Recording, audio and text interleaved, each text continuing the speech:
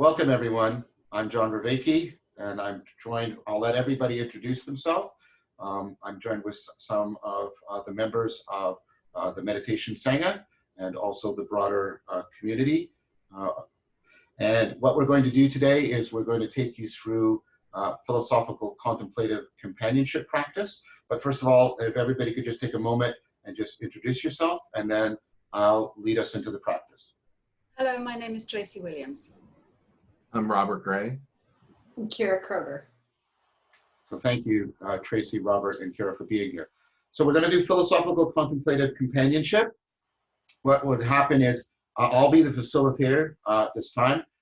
And what happens is the facilitator will usually, and I've already done this, will prepare the other participants with a brief background of the philosopher whose text is going to be read, and about the philosopher's philosophy and the philosopher's character. I've done that. We're going to be reading a text from Spinoza, so I filled everybody in on sort of the background of Spinoza's philosophy.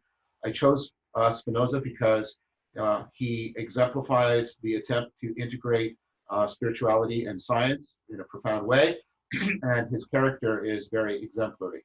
So what we're going to do is, I'll explain to you the overall agenda. We're going to first begin by taking a moment to engage our mindfulness abilities. All of the members have done meditative practice, and we'll take time of finding the core four, finding your center, root, flow, and focus. And then we'll come out of that. I will do what's called a slow reading of the text from Spinoza. Then we will do a practice called Luminario, which is a practice of philosophical chanting of a key passage from the text that sort of stands out to the reader. Then we will go into a practice called precious speaking. This is where each one of us in turn will try to, in a sentence or perhaps two, try to convey as deeply and extensively as we can what the text is evoking in us, what it's provoking in us, how we're trying to invoke the voice of Spinoza. We are all trying to not just speak automatically. We're trying to avoid speaking about our autobiography. We're trying to avoid speaking authoritatively. What we're trying to do is to not even get into an agreement or a disagreement with the text. We are trying to basically make Spinoza and his philosophy as present as possible so that we can internalize that as, we can internalize Spinoza as a sage through which we can cultivate wisdom. And after that, after we've done that, we will do what's called intentional conversation, which is a more extended version in which we now are more interactive with each other. And then there'll be a stage in which we do a takeaway, which is free form, and we just discuss what came out of the practice. All right, so we're going to begin with a few minutes of none of us speaking. I'll be silent, and people, all of us, the four of us, are going to be taking time, about 5 minutes or so, to find our center, our root, our flow, and our focus. So let's all begin, please.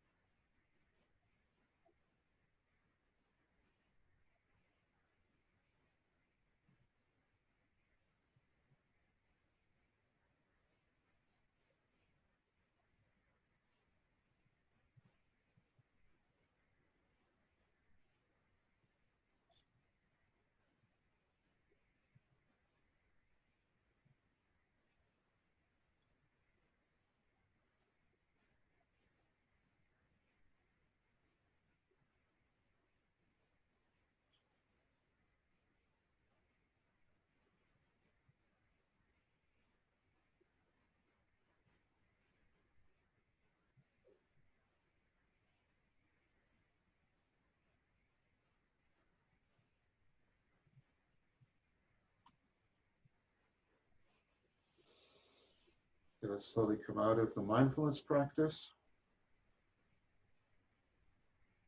Try to keep that silent, open space available to you to bring it into listening. And also when you speak, try to speak as deeply from the silent depths of that space.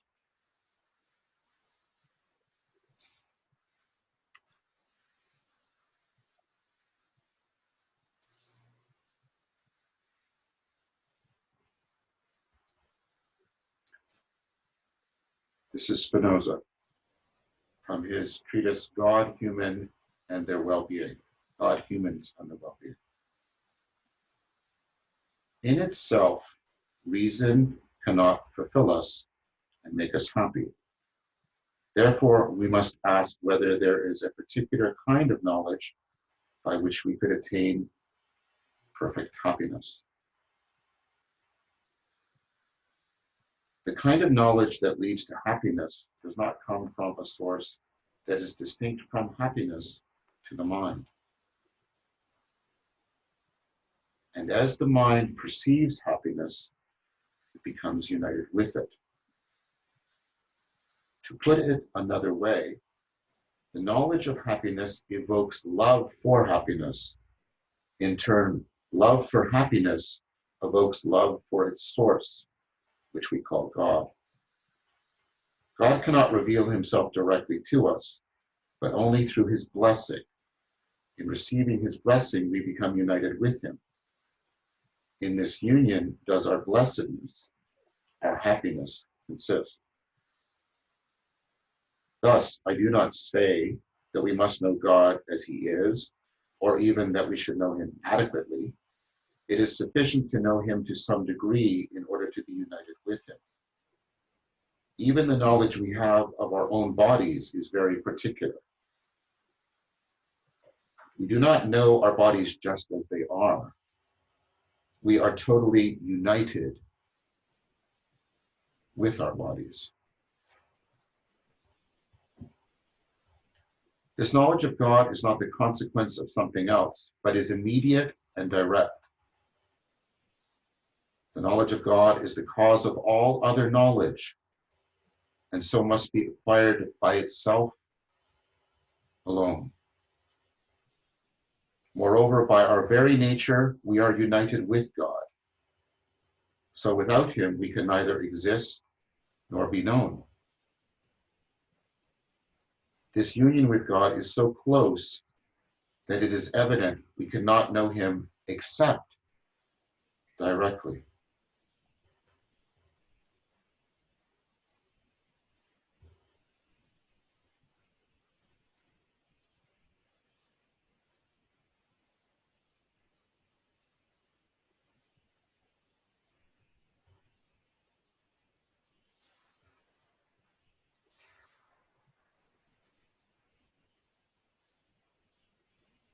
For the Ruminatio, I have chosen, as the mind perceives happiness, it becomes united with it.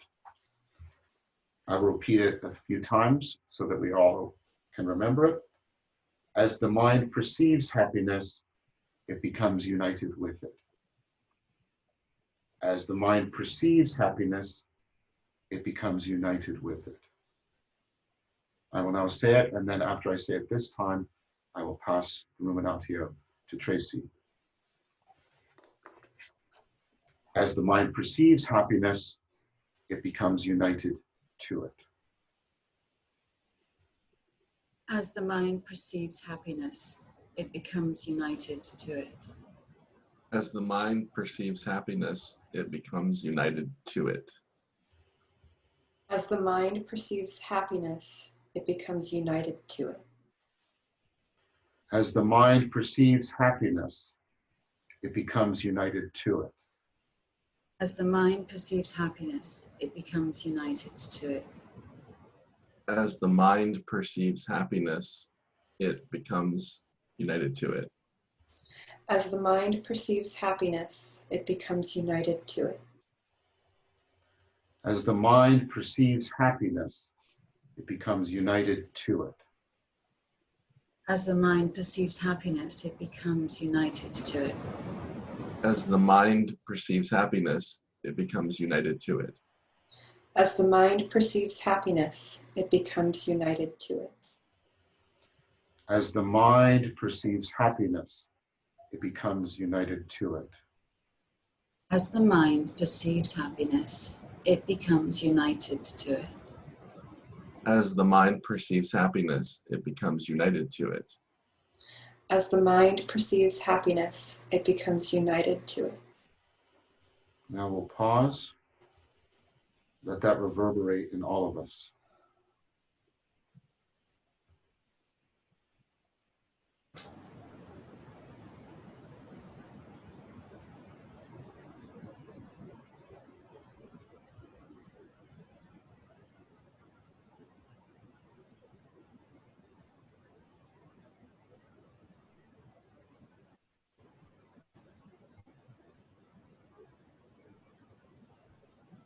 Now we're going to move to precious speaking.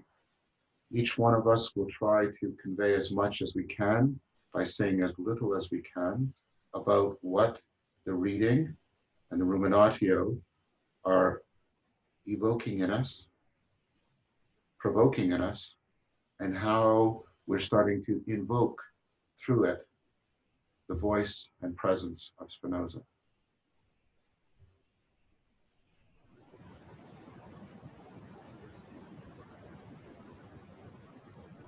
Sensing, knowing happiness as a way of knowing what's most real.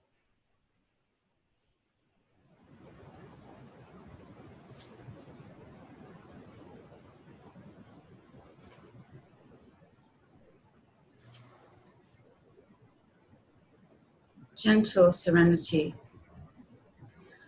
calm, yearning,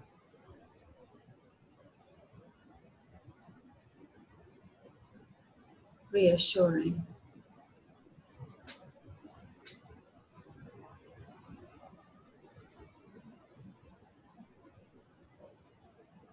Surprised that this place could be gotten to, and then excited to share it.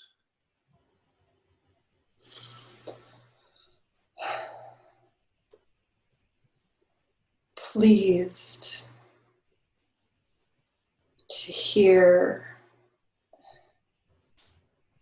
words that touch something deep inside about reason and happiness.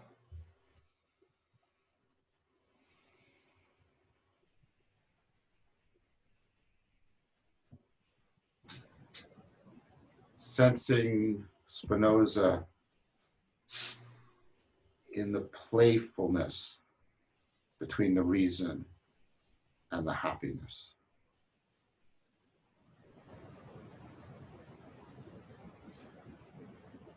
Knowing the happiness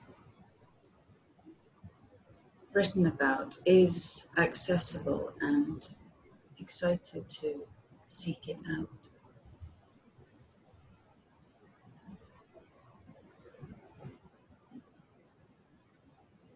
Feeling the words to describe God in the world or in my mind.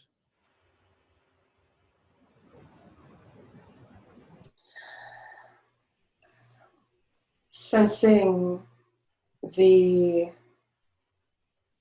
mindset that would evoke a line like, you can't know happiness with reason. Yeah.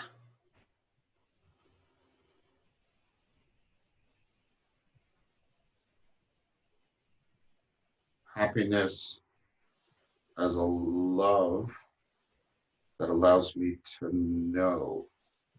Putting those three things together is insightful for me.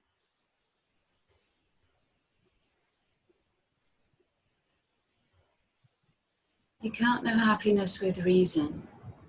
You've been going the wrong way. This is a better way, a gentler way.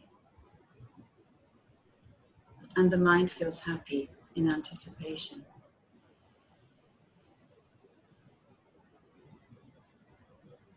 things are simultaneously very clear and also very different and very right all at the same time.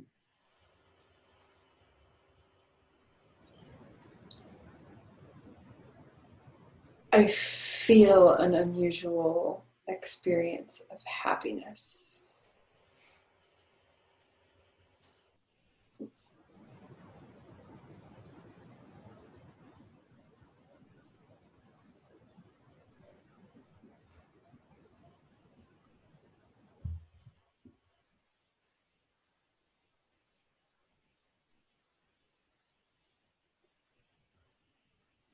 Feeling deep into my body, mind, the world, and the way they're joined together.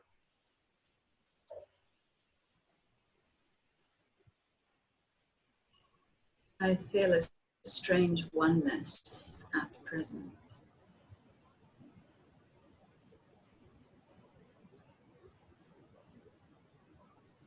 Feels very, very ancient and very modern, but not quite as modern as today, maybe. Mm.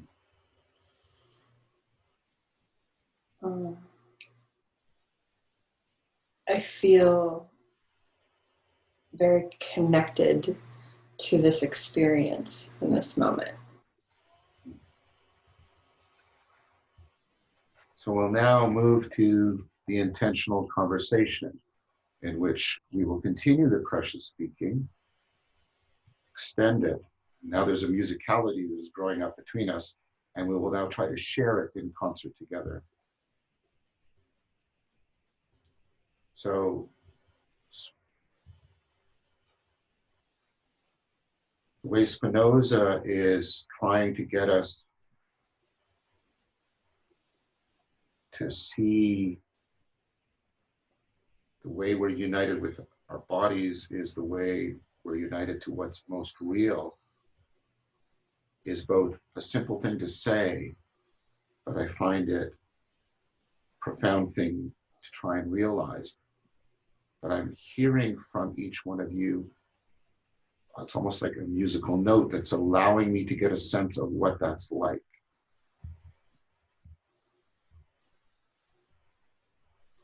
I'm feeling the imminence of something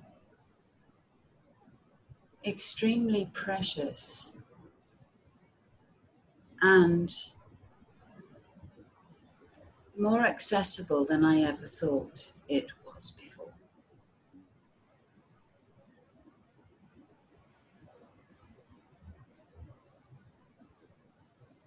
I almost get a sense that there was like some self-discovery that Spinoza noticed in himself over time, like not days, but like years maybe. And there was this, like, not an epiphany, but almost like a underneath an epiphany or something like that.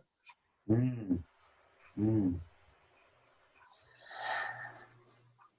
I'm noticing reading the phrase that we went over, the words perceive and united are popping out in a much more vivid and real way, and having a sense of the perception of Spinoza and of each of you at the same time. Mm. Mm. Yeah, I want to pick up on that weird and wonderful interpenetration of, like, the way I feel like Spinoza sort of here between us in this interesting way. And I like the way Rob picked up on, like, there seems to be almost, for me, a similarity between how he's developing here and Robert's sense of how he sort of, you can sense how he developed in his thinking. I feel that there's a connection there.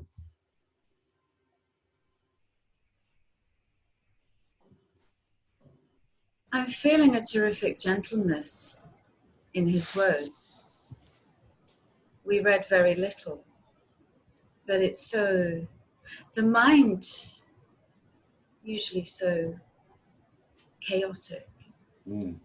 feels that it's in the right place at the moment with the four of us.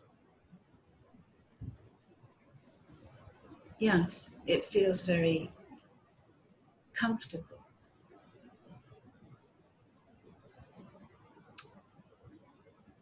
It's almost like there's this space that Spinoza had that he gave to us, and now we're all kind of in it together, appreciating like not only him but us and even the moment itself.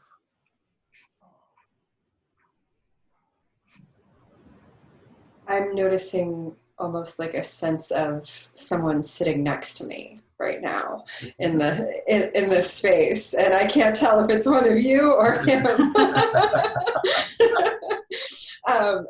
And this, and there's a nervousness, an unsure, like a what's happening. Like I'm not sure what's happening, and yeah, it's unsettling and yet exciting at the same time. It is. I think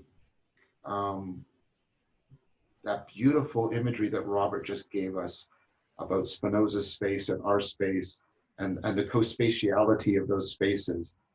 And then it made me think Spinoza's trying to get us to understand knowing as this kind of unification. And we're doing it. We're exemplifying it. And we're exemplifying him in exemplifying it. It is exciting, and and like you said, Kira, it's strange, but it's a good strange. I share the good strange feeling too. There's a sort of delighted nervousness. And I'm feeling very reluctant to start to intellectualize the other things I heard. I'm feeling it more inside my body as a centering of the directness of knowing God. And I don't want to start going up here and analyzing it yet. It tastes nice, you know. It feels gentle. It feels like a warm sweater. It's like, oh, thank God, this is nice. Yeah. It is like you're at a destination, but you're also on a journey, and you don't want to really be at the destination because the journey is the better part. But Yeah. there's still a clarity to that destination that he kind of put in front of us. John, as you were speaking the last time, I had this word come into my head very loudly, which was like a seance. And then how, Tracy, what you said about not wanting to intellectualize it, because I could see the part of my brain that wants to do that. And like just trying to stay with the experience and also marveling at what's possible just with the medium that we're using, with the technology, and how this is coming about and what it's creating. Yeah, I don't mind the seance metaphor as long as we strip away a lot of the association. Yes. But I mean, it strikes me that we're all doing what Spinoza said when we truly experience happiness, and I'm getting a sense of how it's distinct from pleasure. We are immediately seeking to unite with the source of that happiness. And that movement is supposed to be something profound about us. It's supposed to somehow reveal God to us, what's ultimately real. Yeah, this must be why I'm feeling so comfortable with it, because it's a feeling of, and I'm losing speech because I just like the feeling so much. I don't want to spoil it with too many words.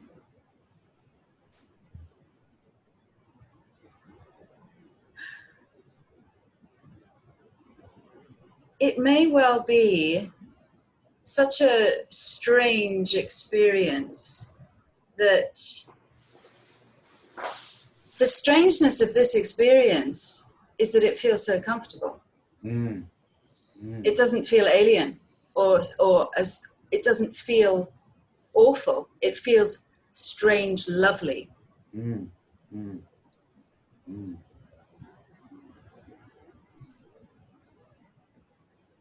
It is near a very terrifying place because there is a lot of uncertainty, probably in all of us right now, but also there's a lot of trust and a lot of goodwill. Mm.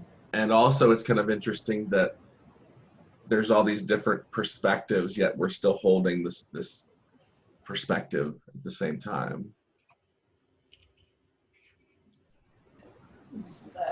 I'm appreciating that sense of it, like being this strangeness that, or this strangeness that isn't, like, there's an element of scary, there's an edge to it, and yet there's a familiarity with it. And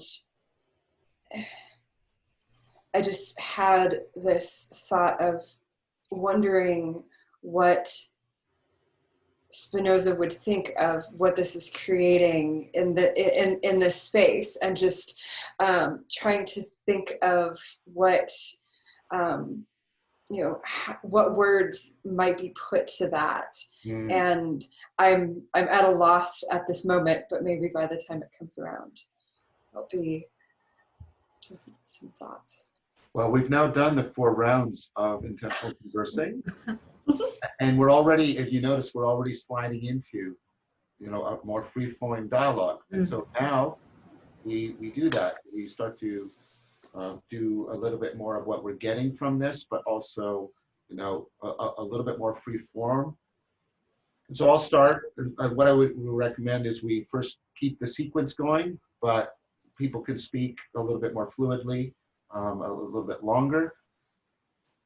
So what?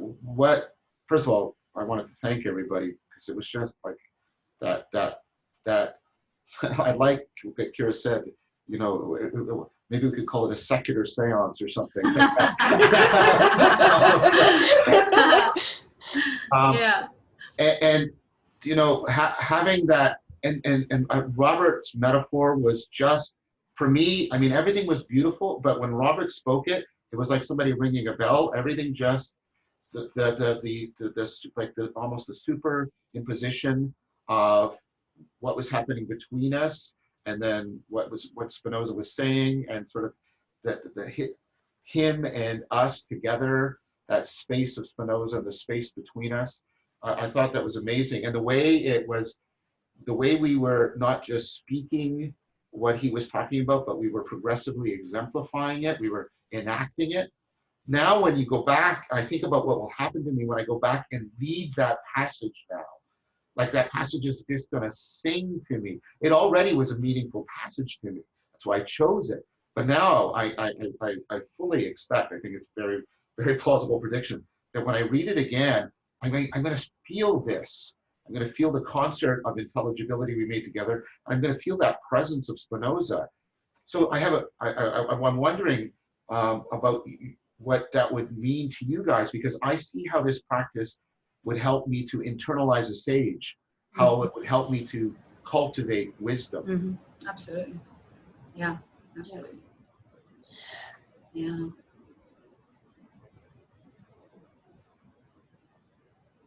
The thought that's coming to mind at the moment is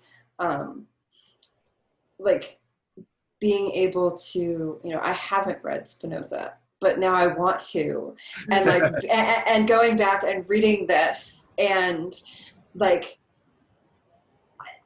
having you guys all come into the room as I'm reading, not just Spinoza coming into the room, but you guys coming into the room, and it evoking something like, that line that we repeated. There's no way that I'll ever be able to read that without just having kind of a whoa moment.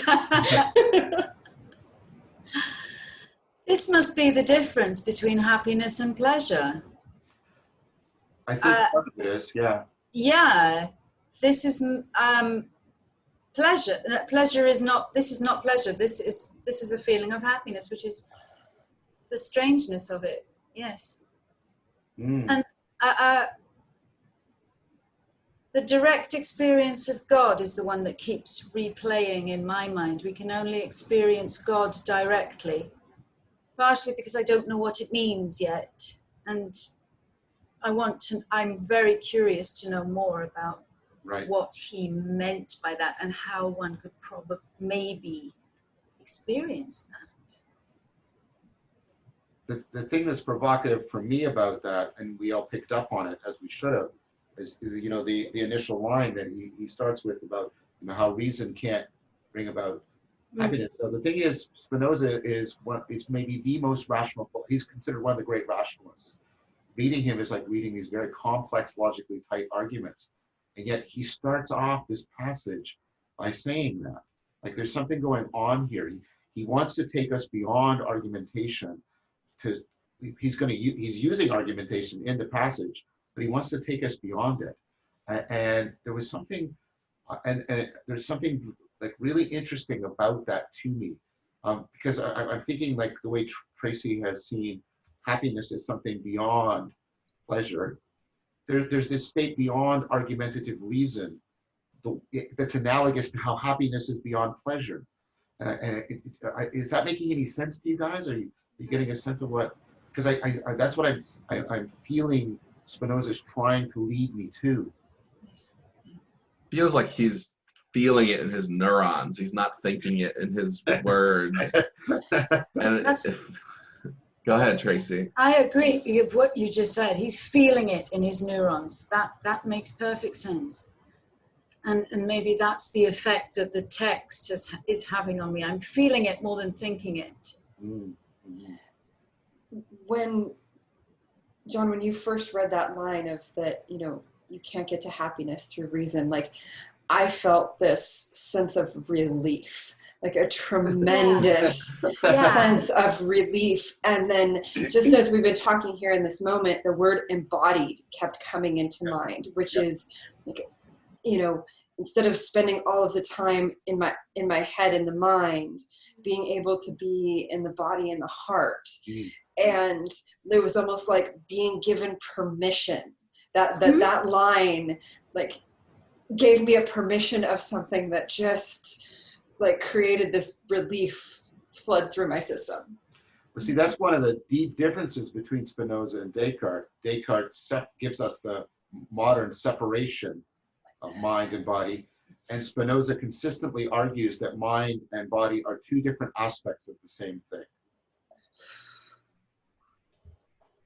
I felt a sense of very sweet relief when I heard that reason was not the ultimate solution. And I also felt that it's, as kind of what Kira was just saying, that it's like, oh, thank God I don't have to do all this head work so much. I can just go back in here and feel and be direct, just be directly experience body, God, mind, without having to, because intellectual reason it can sometimes make my brain bleed. I almost feel like I'm on a bicycle, and it's like I could go left towards pure rationality and romanticism and abstraction, but Spinoza takes me sharp right into the full human being and into a rediscovery as well as an awareness of himself and his world, or something like that. So from that for me was the challenge when I read the Ethics, because like reading in the Ethics is like reading Euclid's geometry. But the thing is, if you just read it in that headspace, you don't get Spinoza. Like, you don't. You have to. I almost want to say you have to read it viscerally. I mean, Ran Lahav, who came up with philosophical contemplative companionship, and that gives me a chance to give him credit right now. Thank you. Right? He talks about you're not speaking about the text or thinking about it. You're speaking it and thinking it, right? You're like this notion of embodying it. And if you'll allow me a neologism, you're in minding it as well. Yeah. Right. And it's only when you do that, you sort of go beyond the argument to like this other thing. It's a very powerful experience. It's the sense of experiencing it, and going back to what we were talking about a moment ago about like feeling it in the neurons. Yeah. Like I'm actually having this sensation of like a tingling in my fingers, and this sense of like, and I had this moment of like, I guess a voice saying, we get to be part of this process too. Like it's like the mental neurons always get all the attention and all the and you know, they're always doing all the work, and like the rest of the body was like, okay, we get to participate in this too. I think that might have been where the relief came from, was So I'm feeling a tremendous concern for humanity from the passage that you read. A warmth and a love of humanity from him. I think you're starting to get the answer to your question about what it means to know God directly. Okay. Really? Yeah, because he said remember he talks about you know God the way the mind knows the body, and it's a relationship of loving.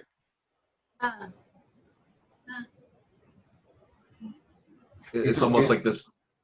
Go ahead. Well, I was just going to say it's a loving that keeps you moving towards the source, the grounding.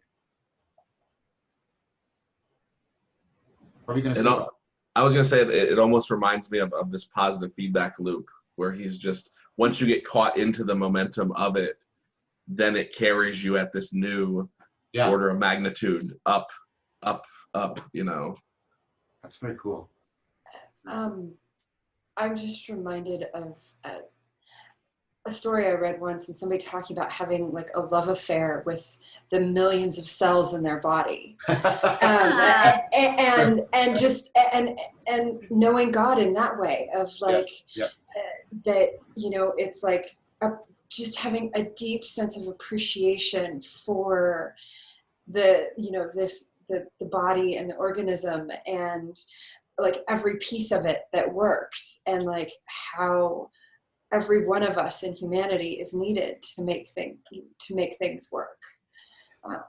That's very interesting. Ursula Goodenough, what a great name, by the way. In the sacred depths of nature, actually proposed, and I think she's very much in the tradition of Spinoza. She proposes exactly that. She proposes that sense of sacredness as, she calls it, transcendence into, rather than transcendence above. Which is really cool.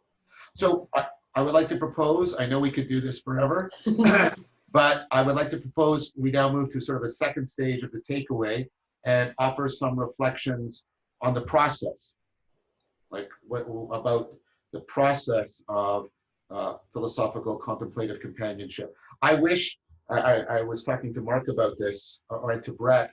I mean, it's his name, and so we have to use it. But I actually like the term philosophical fellowship better. Philosophical fellowship. So, so with due regard, and I've given him appropriate credit and citation, I'm going to now switch to saying that. What do you think about this process of philosophical fellowship? This is incredibly precious. This is an absolutely gorgeous, stunning, beautiful, wonderful process. Reading is such a lonely affair most of the time. And to have this is, you know, incredibly beautiful, I feel. When you asked that question, I immediately had this image of like a going through a funnel, and like there, you know, an incredibly narrowing that like was like a spotlight that like created a very specific container, and then opened up into this thing. So it was almost like the beginning was like all four of us walking through like a very narrow hallway into the place that was the larger space to explore in.